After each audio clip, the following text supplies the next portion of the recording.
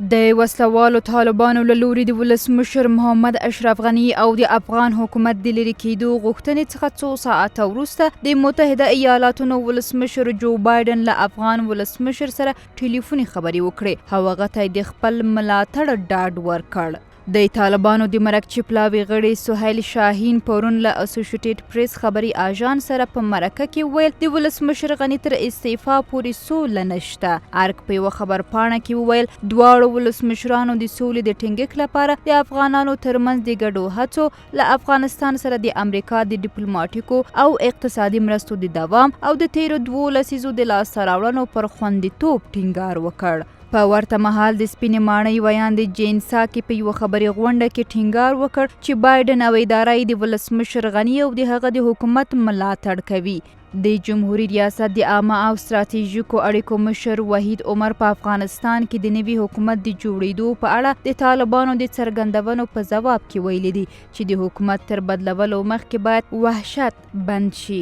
د حکومت د رسنیو د مرکز مشر دواخان میناپال هم په خپل فیسبوک پاڼه لیکلي همدا د نویمو کلونو اجنډا وه چې پاکستانیانو غوښتله او ډاکټر نجیب په تېروتنې سره استعفا ورکړه او واک یې پرېښود. د چارو یو شمیر کارپوهان د طالبانو له لوري د ولسمشر د استعفا غوښتنه د پاکستان د نویمو کلونو تکراري اجنډا بللې ده او ویلي دي هغه وخت مجاهدینو ویل چې له ډاکټر نجیب سره خبرې نه کوو او اوس طالبان وایي چې له ډاکټر غني سره خبرې نه کوي. فکر کوم د طالبانو خپل خبر نه دی په نویوم کلونو کې داسې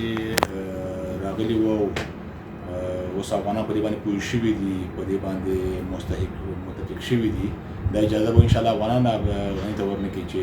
قدرت یې پرېږدي. طالبانو باندې غږ کوو د دې په مسؤلینو باندې غږ کوو چې دا خبرې د تاسې نه دي دا د ریاست خبرې دي دا د پاکستاني ریاست وینا ده دا د هغې ارمان د دوی غواړي چې د شهید ډاکټر نجیب الله د وخت ترخه تجربه بیا تکرار کړي چې افغانستان بې سرنوشته پاتې شي دلته کورني جنګونه پیل شي خو نه دوی په خیالي خوب ویده دي دوی په دې نه دي خبر چې اوس ولس بیداره ده سوشل میډیا ده رسنیو ته خلک لاسرسی لري د افغانستان وسلوال پوځ تر شا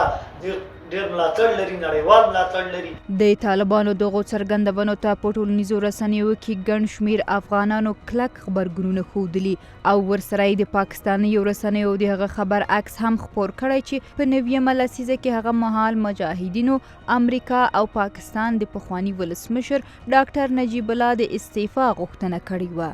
دوی لیکلي د دښمن موخه دا ده چې افغان سیاستوال په خپلو کې بې باوره کړي او هغه پنجابي نریټیف چې د حکومت پر وړاندې د خلکو راپارول دې تقویه کړي خو خلک تر بل هر وخته د نظام د تداوم ملاتړ کوي او د ډاکټر نجیب تاریخ به بیا تکرار نشي.